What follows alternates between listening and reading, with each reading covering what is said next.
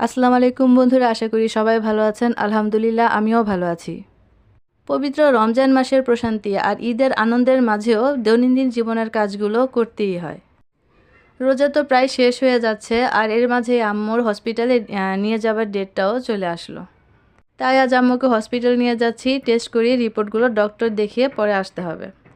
আসলে আম্মুর কিডনির প্রবলেমের জন্য 3 মাস পর পর টেস্টগুলো করতে হয়, আর আপনারা সবাই দোয়া রাখবেন আমার আম্মুর জন্য।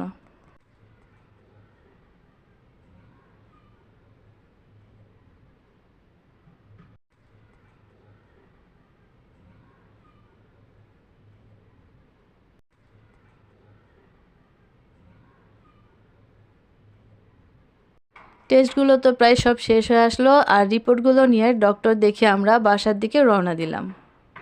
এবারে রিপোর্টগুলো বেশি ভালো হয়নি, আল্লাহ ভরসা। আর আপনারা সবাই আমার আম্মুর জন্য দোয়া রাখবেন।